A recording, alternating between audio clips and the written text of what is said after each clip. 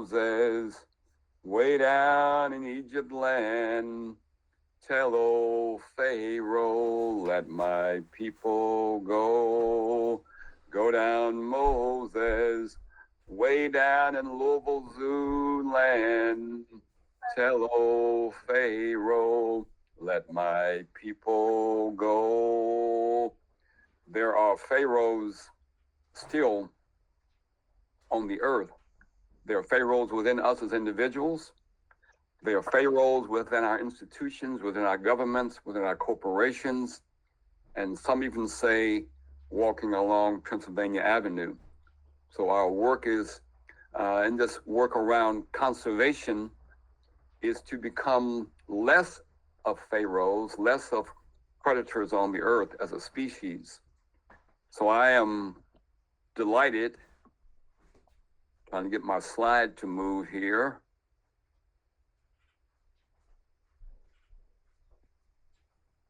And it's not working. There has to be a, how's that? That might be a little better.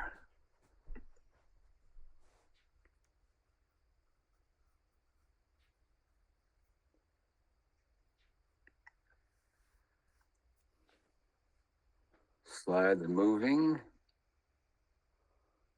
We're still on this first slide.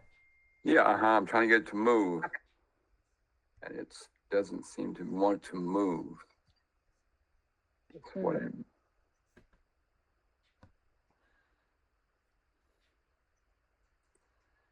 It's something.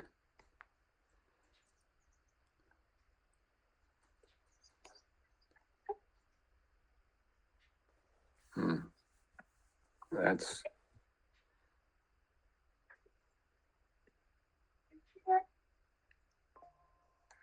They are still not through August. We haven't more.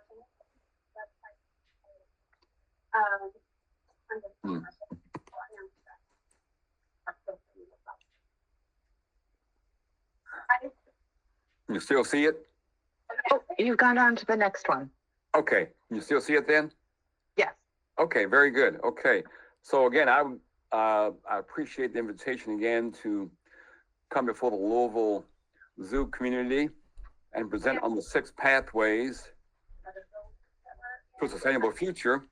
These 6 pathways include earth-centric, woman-centric, indigenous wisdom, George Washington Carver and the African-American ethos, youth art, hip-hop, seed work, and terra madre, and a vision that is transformative. I recognize that the Louisville Zoo, as is the case of most zoos and aquariums around the world, have shifted thinking, if you will, and broadened the understanding of the mission and the function of zoos and aquariums to include what we tend to call the sustainable goals out of the UN that were developed some 10 to 15 years ago. And I was just observing this wonderful guide, Protecting Our Planet, which is a kind of a 10, 20-year vision for sustainability for zoos and aquariums. It's a wonderful document. I recommend all of our readers and listeners to get a hold of that. We recognize that on the earth, we have this tremendous biodiversity, plants, animals, and all things in between that we've been gifted with these last almost 4 billion years of Earth history. To develop this sense of vision for our future, we need to have a long-range vision of the Earth. Earth's been around about 4.5 billion years. Life on land emerged some 3.8 billion years ago. And humans are literally the newest species on the Earth, having come along some 2 to 3 million years ago. And we have a tremendous responsibility to become the stewards, the co-regenerators of the earth is our responsibility. Chief Seattle said it almost best. He said, the earth does not belong to man, man belongs to the earth. All things are connected, like the blood that unites us all. Man did not weave the web of life. He is merely a strand in it. Whatever he does to the web, he does to himself. Einstein came along and said, we cannot solve our problems with the same thinking that we used when we created them. I believe that, again, the zoos and aquariums around the world have also shifted in this thinking that Einstein is talking about. The way of thinking that he was referring to arose some 500 years ago, and we call that way of thinking this Newtonian Cartesian view of the world, using the name of Isaac Newton, Newtonian thinking, Rene Descartes, Cartesian view of the world, which was a way of thinking that hadn't ever before been on the earth previous. And it was a way of thinking that separated humans from nature. It thought of the earth as a resource to be mined, a resource to be used, a resource to be extracted from, as opposed to the earth being the source of life. I recommend these two books, again, to our participants, listeners by a dear friend of mine, Fred Hop Capra, The Turning Point, that describes this way of thinking based upon this European notion of science that separates humans from nature. He describes even furthermore this idea of vision of the future in his book, The Web of Life. Another book recommendation is called Planet U, written by two friends of mine from up in Canada. And it describes, Planet U means university. And right now we're saying that universities have been teaching this old archaic way of thinking, this Newtonian Cartesian view of the world, as if the earth didn't really matter. And we're saying now to universities, we must begin teaching science, which is the current science, quantum science, as opposed to Newtonian science. Our six pathways are also grounded in America's foundational contradiction. And that is this contradiction of stolen land from indigenous people, which meant dispossession, stolen labor from African people, which also meant displacement and dispossession. This is our founding contradiction, and land and labor was stolen to do agriculture. And we're saying that agriculture isn't only the founding injustice contradiction, but it's also the fulcrum point for transformational change. Now, a little bit about me. I'm just a country boy born here in Madison County, which sits at the foothills of the Appalachian Mountains.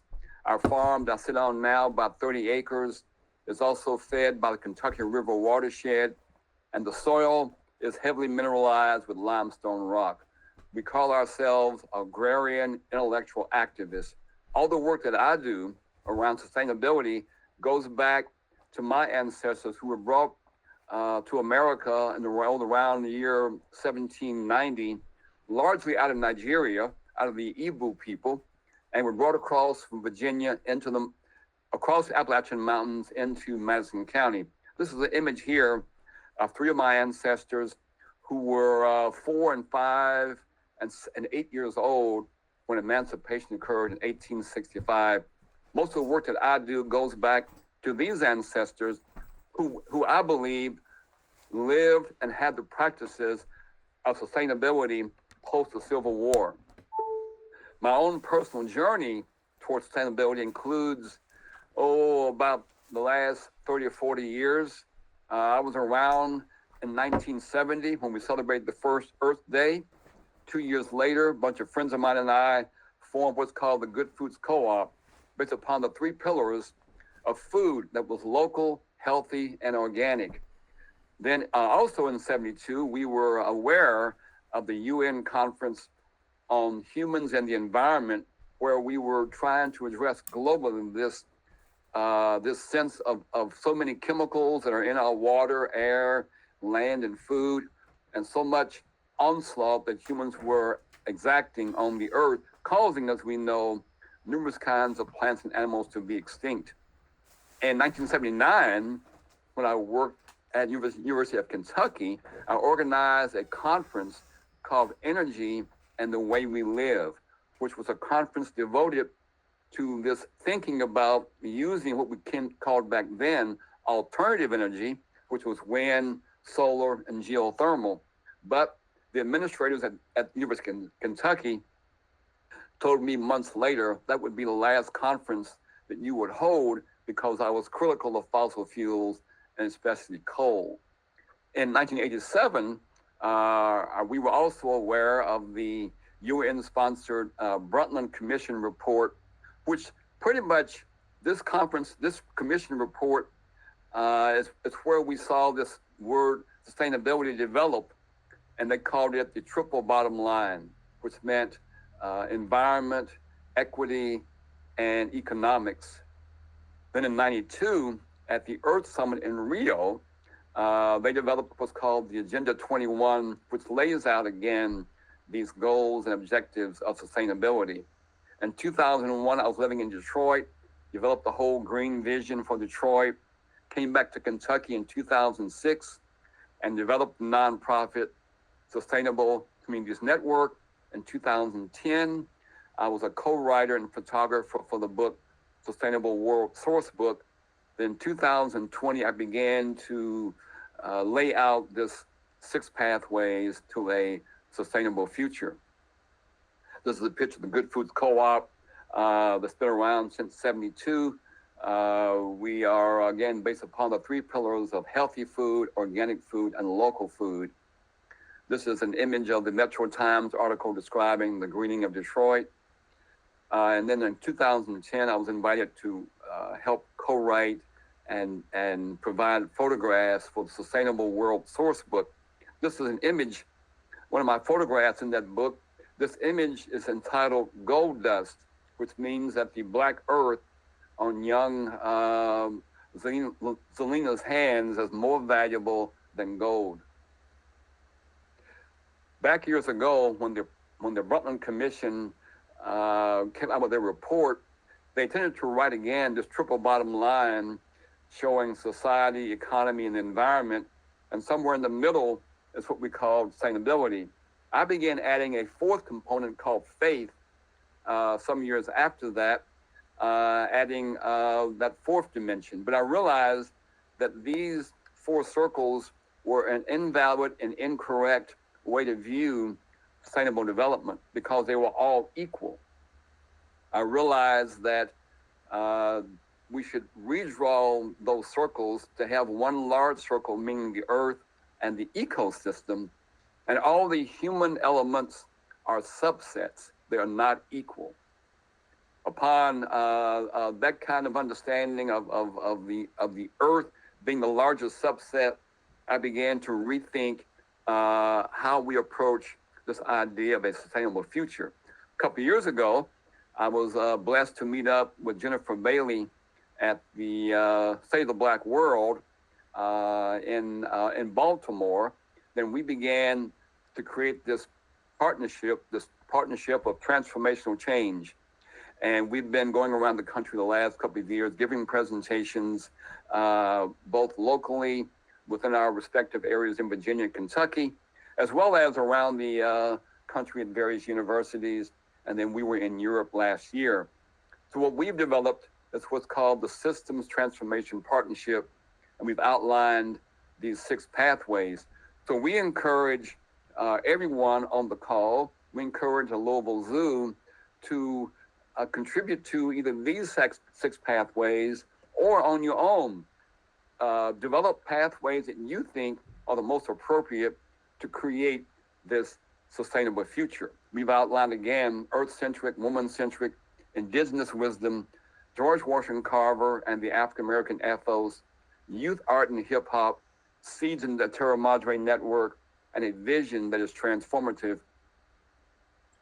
To begin with, earth-centric, woman-centric, while these pathways are listed linearly, they're all interconnected, they're all interwoven.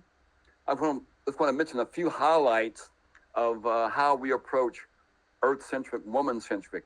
Again, I recommend this text called The Great Work by Thomas Berry.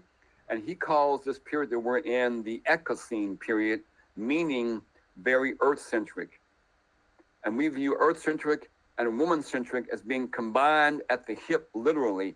How we treat women is how we treat the earth, and vice versa. How we treat the earth is how we treat women. One of the current global efforts is around this idea of the rights of nature and Mother Earth, which is a new jurisprudence and largely began in the old South American countries, Ecuador, Bolivia, where these various countries have rewritten their constitutions to have within them this idea of rights of nature, the rights of trees, the rights of mountains, the rights of rivers. I recommend to the Louisville Zoo to get with your directors and administrators and board of trustees and donors and think about how does the Louisville Zoo utilize and employ the rights of nature and rights of Mother Earth within the various policies and regulations and practices there at the Louisville Zoo and all of your wonderful work, both on site and in the community. One of the ways to approach it in terms of earth-centric is to look at our water systems that permeate all throughout the USA and North America. As I was looking on the Louisville Zoo website, I was trying to find some sense of groundedness within the Ohio River. What does the river mean for a sustainable future? What does the river mean in the context of the Louisville Zoo and your strategy around conservation? We know globally water is of concern in all kinds of ways. Rivers drying up, aquifers drying up. But we're saying earth-centric would mean that the Louisville Zoo recognizes that the Ohio River isn't just a source of water for drinking, but it's used in every area of our lives, whether it's making the great bourbon in the Louisville, Kentucky areas, and other kind of means of manufacturing and so forth. So the idea of looking at our water systems, I recommend again to our readers to view this wonderful documentary called Dirt the Movie, because life on Earth and life for the future of being sustainable is based upon how we regard dirt, how we regard what we call the earth or the soil. There's a skin, what we call soil, that permeates our continents, and how we treat the soil is very important in terms of how we deal with a sustainable future. One of the best examples that we feel within our systems transformation partnership and this connection of woman-centric and earth-centric is the wonderful work by our dear friend Wangari Maathai, who was in Kenya, where she connected the need to reforest Kenya as well as the oppression of women. And she developed with some millions of women there in Kenya what's called the Greenbelt Movement. Within the Greenbelt Movement, they were able again to tie together earth-centric, woman-centric.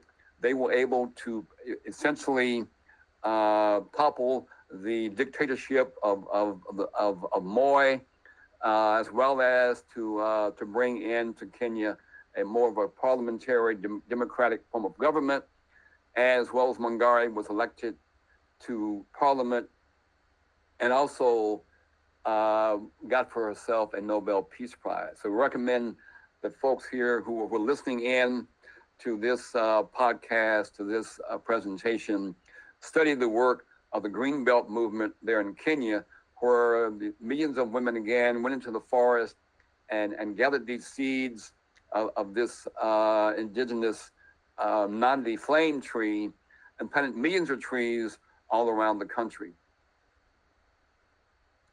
Another aspect of the idea of woman-centric, I did notice on the Louisville Zoo website, you all had a very wonderful entry about spaces around the zoo for lactating mothers. You know, we go to a lot of conferences about food, local food, organic food, healthy food, and at these conferences, there's hardly ever anything on there about breastfeeding. And we're saying, well, gee, But you know, breast milk, breastfeeding is the very first best local food. But we've ignored women within this whole context of how we look at food and agriculture. So we're saying it's important to bring women back into the picture of local food, and this is one way again to address this question of earth-centric, woman-centric. We also recognize that 15,000 years ago, it was the gift of women that gave us agriculture. So within the North American context, we're also saying that then part of our work is to lift up both the indigenous women who gave us such things as corn and spent 9,000 years hybridizing what we now call corn. And we know how important corn is, again, in Kentucky, not only as a feed crop, if you will, for animals, but also as an important part of how we distill our bourbon.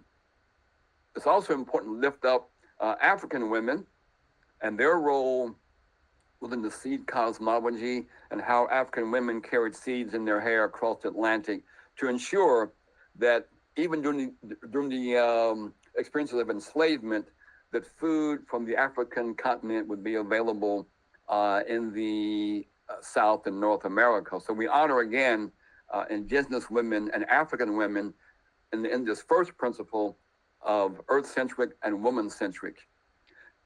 This is a front cover of a book. Again, I'm going to be recommending books to our listeners throughout this talk. And this book is titled, as you can see, We Are Each Other's Harvest, written by a dear friend of mine, Natalie Brazil. I have an essay in this book, but this image here connotes this idea of how do we develop a sustainable future and the role of women in it. This is a picture of sisters Leah and Naima Penniman. And what they're saying is that we all have to find some way to connect with the earth, to connect with farming, to connect with gardening, to connect with the soil, to connect with plants and animals on these farms. This image doesn't just say, however, that only women or Black women who should connect with farming, who should connect with the soil, but all of us, men and women, children, elders and children, everyone needs to find some way to grow something. Everyone should grow something. Everyone should harvest seed. Everyone should compost as necessary steps towards a sustainable future. This image here reminds me of the image during World War II, where you saw Rosie the Riveter with her big arms and things stuck out like that as women went into the workforce, went into the factories to help win World War II. This is very iconic image we're saying for this century. Leah Penman went on several years back, wrote this book, Farming While Black, which is full of all kinds of practical guides, how to do farming, how to do gardening, how to connect ourselves with medicinal plants, how to connect with the stars and the moon. And we're saying this book is in some ways the Bible of the century. And what we're saying is that this is the book where it's framed, it's titled Farming While Black. We're saying that everyone needs to find some way to connect with the land, connect with the soil. Everyone should grow something. This book kind of points the way. Indigenous women. Indigenous wisdom. In North America, we have, as we know, we had some 500 tribes that inhabited North America, oftentimes called Turtle Island.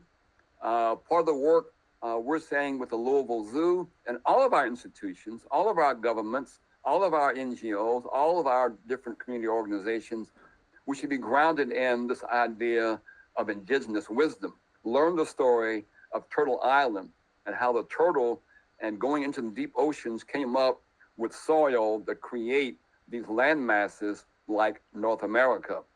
One of the things that we do in our community garden projects, we have the young people come out, we use straw bale construction. This is actually an image that we developed when I was living in Detroit, and we fashioned this turtle out of straw bale. You can see painted it. And while I was there, I was visited by this Hopi elder who came there to visit his grandson who was living in Detroit. And this Hopi elder knelt down by this turtle and began to cry because I gave him a tour of Detroit. I talked about the mercury in the water and you shouldn't eat the fish. I showed him the incinerator burning trash there in the midsection of downtown Detroit. I showed him the brown fields and Superfund sites all around the city. He knelt by this turtle and began to cry and began to pray. And he was praying. He says, well, I hope you folks who've come to Turtle Island, who've come to North America, can begin to love Turtle Island like we do. So I'm not sure, Katie, and your Louisville Zoo people, as you hear about animals and plants being extinct, as you hear about the various pollution in the Ohio River, as you hear about Rubber Town and all the poisons and things, that have been emitted in certain parts of Louisville, if your staff, if the members of the Sierra Club and environmental groups ever sat down and cried about the water, cried about the soil, just Hopi Elder pointed that direction out. So what we're saying is that one of the groundedness for the Louisville Zoo, the Louisville government, the Lexington government, the schools and whatever, is to teach indigenous wisdom. And out in Wyoming, in Montana, some 20 years ago, by state law, now it's required to teach Indian education for all K through 12. We think this ought to be a policy for every state, for every school, for every zoo, for every aquarium, to be grounded in this idea of indigenous wisdom. One of the good reasons for indigenous wisdom is because our three branches of government, the executive, legislative, and judicial, didn't come from Europe, but it came from the Iroquois Federation. 5 and 6 tribes came together to create what we call these branches of government, that we borrowed those ideas from the Iroquois Federation. George Washington Carver and the African-American ethos, what we're saying is that George Washington Carver is a key light towards the future. This image here, developed by a friend of mine, shows that the way to a sustainable future is based upon the idea, the legacy, the work of George Washington Carver. When he spent his almost 50 years at Tuskegee University, he focused on Black soil and Black souls. And he literally saved Southern agriculture that was being devastated by the use of the focus on growing cotton primarily throughout the South, leaving the lands very infertile. You might recall some of the problems of what was called the Dust Bowl, literally dust blowing in from the Midwestern states all the way to Washington, D.C. So again, we're saying that the legacy and life of George Washington Carver is essential as a pathway to a sustainable future.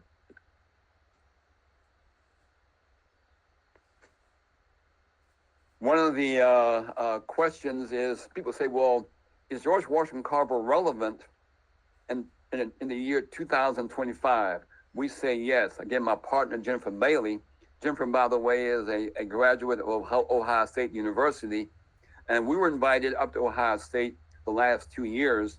And while we were there, we visited this laboratory on the Ohio State University campus. This laboratory is building a space module that is meant to go to Mars around the year 2040. On the space module, they have named this George Washington Carver Science Park that is on board the Star Lab now and will also be on the space station going to Mars. Part of the work that's being done at Ohio State is this growing plants in zero gravity. George Washington Carver encouraged us all to grow sweet potatoes. Right here you see 3 of his bulletins, but not just to eat the tuber, but also to eat the leaves.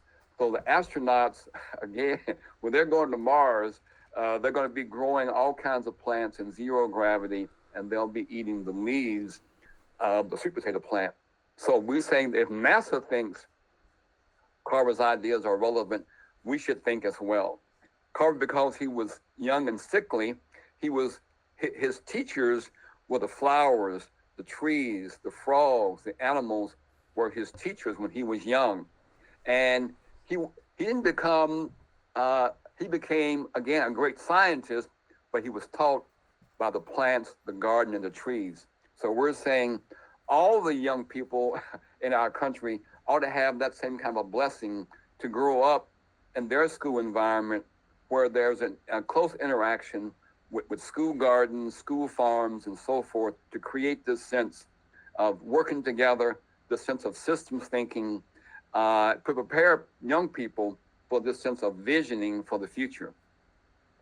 Youth art and hip hop, we're saying that the future lies in the hands of young people. So I'm not sure if the Louisville Zoo has a youth green corps. I know you all reach out and do all kinds of things with young people around the community. But we're saying that right now, we know that Queen Bee, meaning Beyonce, is on her, I think, cowboy tour.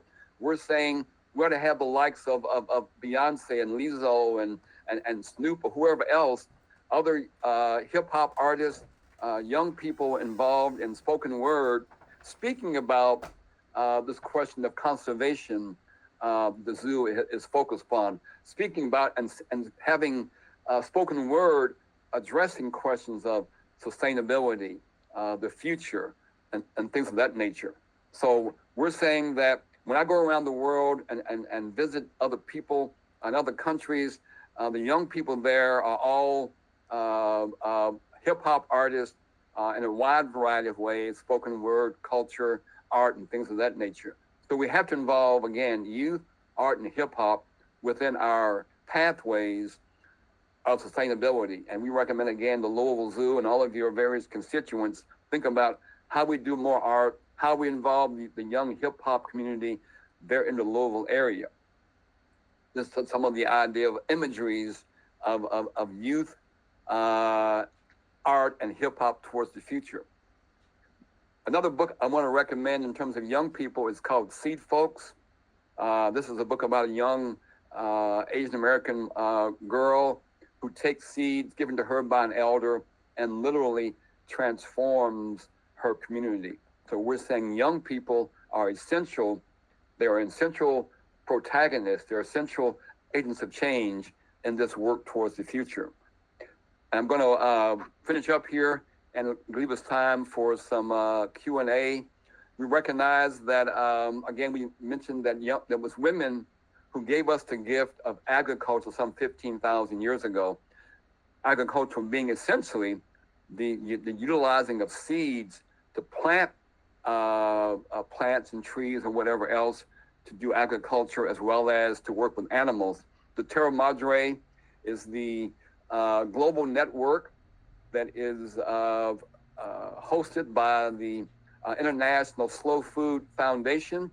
Within Slow Food, we have, as you see here, 10 to 12 different kind of projects, Slow Meat, 10,000 Gardens in Africa, Slow Food Youth Network, Arc of Taste, and so forth. The Terra Madre Gathering occurs every 2 years, and we invite all of our listeners to this podcast to think about joining us in Terra Madre next year, 2026. Within the Arc of Taste, we've cataloged some 7,000 seeds, as well as animal breeds that we say are these heirloom, these ancient varieties that we have to hold on to and not allow any more to become extinct. This is our work, and we're saying that literally our work is to almost create this ark, borrowing from the ideas, the biblical story of Noah and his wife and their efforts to save animal species. Our work now is to save all the people, the animal people, the plant people, the rock people, the air people, the water people. And lastly, we're saying what's important in terms of the pathway is a vision that is transformative. Carver said it best, when there is no vision, there is no hope. And right now we're saying that humans are essentially, we've been caterpillars for the last 500 years. We've been predators, eating up things, consuming things, and now we're in this period of a Christmas stage, and our work is to find our place of service, to be transformed, and to become butterflies. In closing up, I'm just going to leave this quote by my dear friend Arundhati Roy that says this idea of this sustainable future. Another world is not only possible, she is on her way. On a quiet day, I can hear her breathing.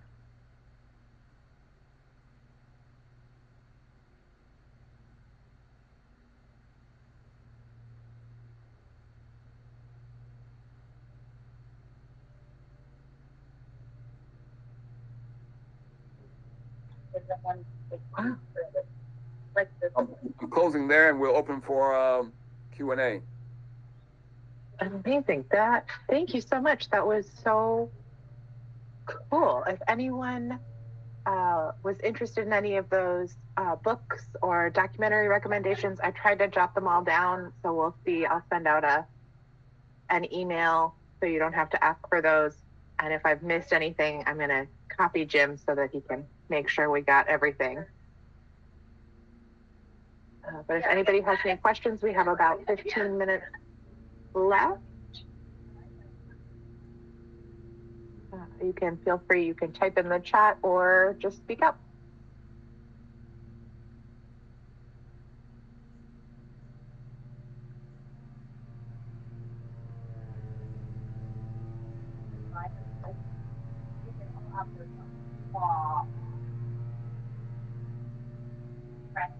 Okay.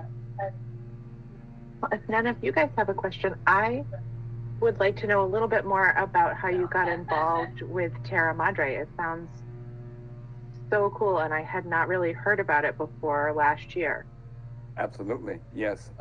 Well, I have been involved in the call it the slow food movement my entire life. Again, my ancestors here in Madison County on the farm I live on now were small farmers. We call them agrarian intellectual activists, and they were farming. Again, the entire world was farming organically prior to World War II. But I grew up in that kind of agrarian culture, and we believed in cooperatives and collaboration, and we were taught the flora and the fauna. And then in '72, I mentioned I had helped form the Good Foods Co-op, and we formed upon 3 pillars: local food, healthy food, organic food. So in my view, we had been doing the work of slow food our entire lives. And around 2008, I heard from a friend of mine who was a chef at UK that he had gone the previous year to this event in Italy called Terra Madre, and how great it was. I said, wow, that sounds like me and my kind of work. So I applied as a USA delegate for 2008 and got accepted.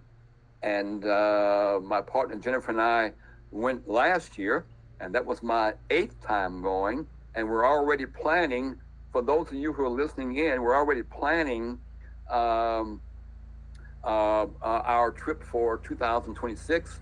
Last year, in our talks around the country, Jennifer and I were able to directly inspire 20 people to go to Terra Madre.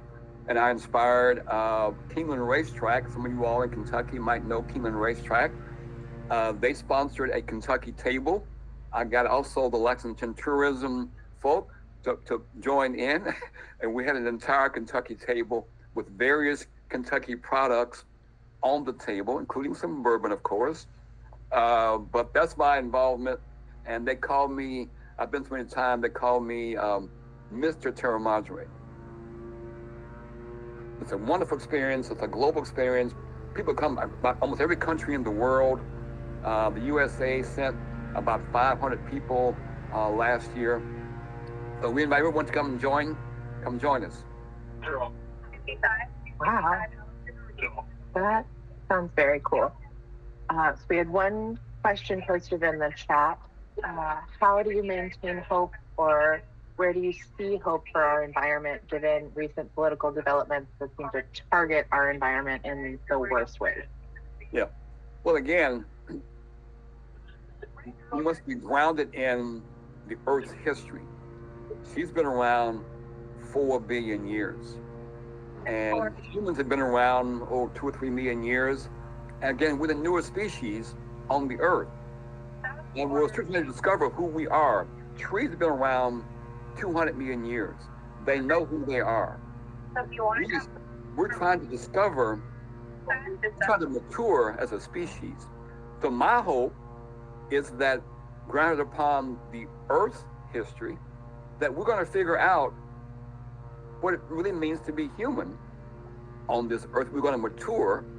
We're going to transform from a caterpillar to a butterfly. But furthermore, I have been in situations my entire life. We thought that when I call him Nixon became president, was impeached, the world would come to an end, but it didn't. Then we had coming in, various other governments from Ronald Reagan to whatever folks, but we have survived. Our people, as enslaved Africans, have survived the Holocaust from across the Atlantic to the Americas, 300 years of enslavement. So my hope is like the hope of my ancestors, okay? We have, within our family, on my mom's side, we have 3 granddads who fought in the Civil War. And they had hope that they would fight in the war, gain their own freedom, the freedom of their wives, their mothers, their fathers, their children. That has happened. So my hope comes from that sense of hope that's ingrained in me within my own family legacy, family culture. So I advise all of our listeners, okay, to recognize that this too shall pass. This too shall pass. But along the way, we have to do 3 things. Have to resist what is happening right now, resist and try to hold ground. Have to kind of create alternatives to what's happening now, and also have a vision. So let's don't in any way lose hope.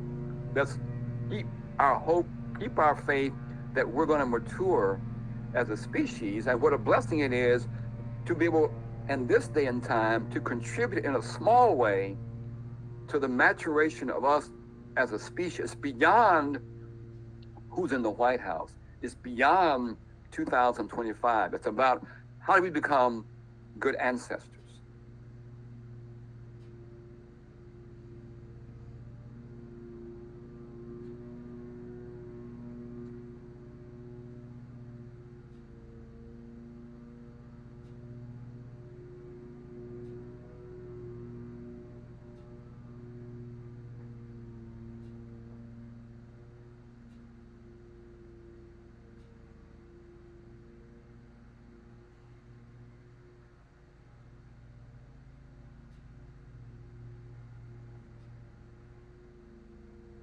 Okay. Other question? Oh, yeah, there's another question in the chat. If you have any tips on how to become good ancestors, we just... Absolutely. Well, again, I gave you all probably 10 books. Okay. And Dirt, the movie, is actually a documentary. I would suggest getting those. You can always call me, okay? Email me, call me. What the tips is to be grounded in this larger sense of being on the earth. It's really important. That's beyond just this last 10 years, these last 500 years. It's a much larger story that we're involved in. We've been around again as a species some 2 to 3 million years, okay? And we've evolved as a species, going from being on 4s to standing up on 2 feet, okay? So this is such a wonderful journey we've been on, such a wonderful story. The tips is to create, wherever you are, create community, okay? Know your neighbors, reach out to your neighbors, whether they are neighbors within the zoo community. These monthly talks are great. around conversation, around conservation are wonderful. They're important that we have a sense of looking out for all of the people, okay, on the earth. Again, there's human people, animal people, plant people, water people, earth, rock people, soil people. We're all related, okay? We're all one family. But to also be engaged in community service or community projects, community organizations. Read a lot, study, understand what's going on globally. Come to us next year to Terra Madre, okay? Invite us to speak, to spend time. We're going to be going, Jennifer and I are going up to the Twin Cities as part of our Joy and Justice journey in June, during Juneteenth for 4 or 5 days. We're there speaking 2 or 3 times a day. We're doing bike rides, we're doing canoe rides, we're doing a peace celebration, we're planting gardens, we're on these panels. Jennifer's on one is called, I think it's called Farming, Finance, Forestry, 4 F's, okay, on a great panel. But be engaged.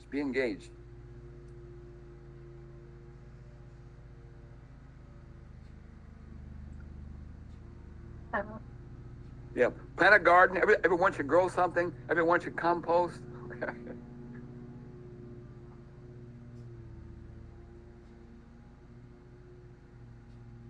Excellent. I love it. Yep. We have some of those things through the zoo. We have a number of volunteer programs. You can do regular zoo volunteering as an adult, or we take teen volunteers, usually in the summers. I think the program is currently full, but next year, if you've got any teens. And then this fall, if you're interested in conservation education, we are running another class for our docent volunteer teachers. So you can take that if you'd like to get more involved with the zoo. We have some youth programs. We do something called Planet Savers, which is more virtual, and we'll let you start a conservation-focused group within your own community. We've got some ideas about different projects that you might want to get interested in. Within just the Louisville area, another part of Penn Metro government is an organization called Brightside, and they do a lot of trash cleanup and planting. So they're responsible for the plantings in many of our road medians, which is pretty cool. And the zoo, more generally in the state, is working on pollinator gardens. So that's a project that we are doing in support of monarch butterflies and the Monarch Safe program, which is saving animals from extinction. So we work with different community organizations. I think we're currently working with the Muhammad Ali Center to do some planting with them, which is pretty cool. Sounds great. It's wonderfully cool. Yeah. I have some great programs. I was looking at your online resources and different themes, absolutely. And we recognize the importance of pollinators, and there are many examples of them. And the idea of what to do, getting involved in the Louisville Zoo's programs, but we're in a pickle. We're in a pickle.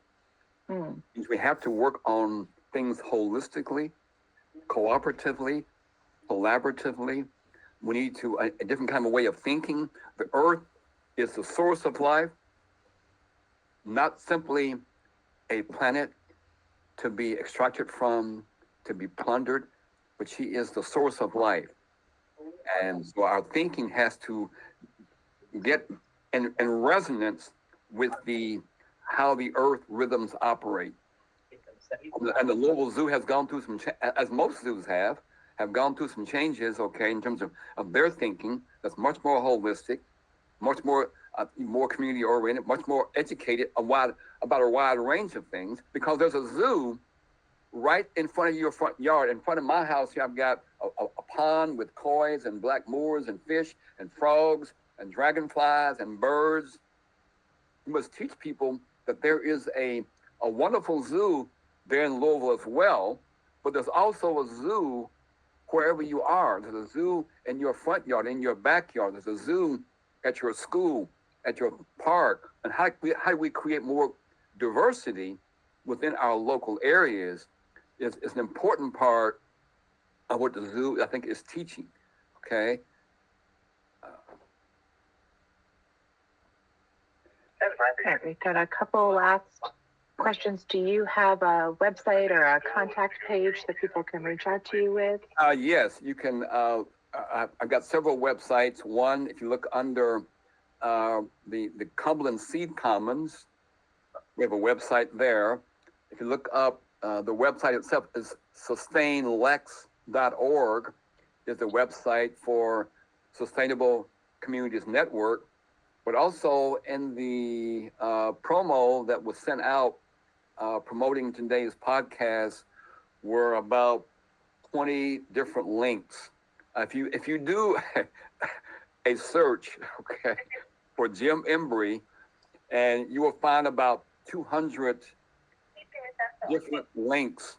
I have a YouTube channel, okay, on there are probably 40 or 50 videos. Won the James Beard Award. Look on Jim Embry, James Beard. That's under there. Slow Food, Jim Embry. That's under there. So there's a multiple. I've written articles on various platforms, various Humans in Nature. I got an article on Civil Eats. So, yeah, thank you, Jennifer, for adding those. Yeah, and invite me to come to your community, to your faith institution, to your school, neighborhood group, or whatever. You know, this is what I do. I love doing this work of talking to people, getting people to think, stretch their heads, stretch their minds, to read, network, join in, and think again in systems. It's important, thinking in systems.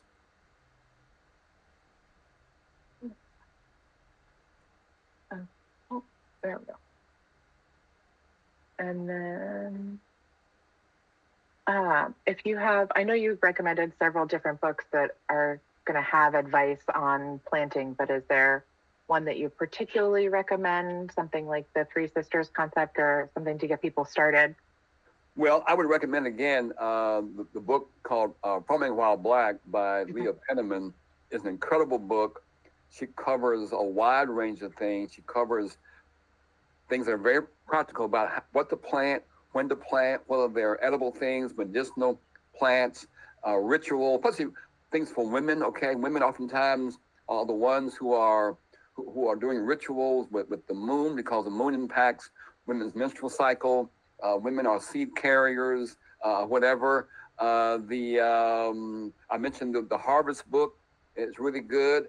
There are, I mentioned the Southern Exposure Seed Catalog is a great book in terms of seeds, things of that nature. The books by the LePay family. Anna LePay wrote a book way back almost 40 years ago called Diet for a Small Planet that gave a bunch of menus and recipes for eating a sustainable diet, if you will. There's the Bioneers organization that I'm involved in has a whole bunch of links and books as well about gardening and things of that nature. But you can also, again, feel free to call me, email me. It's embrygym@gmail.com. It's all one word, embrygym@gmail.com. I'd be more than happy to send you more information by email. Call me on the phone. We can have phone conversations, or invite me, again, wherever you are, invite me to your community. More than willing to come down and spend, days or whatever in conversation. We were 3 days up at Ohio State. We're going to be 5 days in the Twin Cities. So that's what I do. I love it, enjoy it. I love people, and I love engaging in ideas, and especially about trying to figure out, 'cause again, we're in a pickle as a species, and we're trying to mature as a species. Our destiny is to move from being caterpillars or predators on the earth to being butterflies that can be of service to the entire earth. That's our maturation responsibility.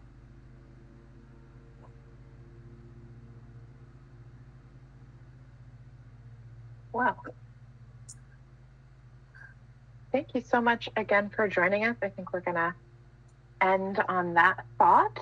But this has been really great. And as I mentioned, I will get an email out to all of you probably tomorrow morning with Jim's contact and as many of these resources as we discussed as possible. And I hope to see many of you next month when we talk a little bit more about coyotes and urban wildlife. Thank you again. Love y'all. Love y'all. Bye now. Bye. All righty.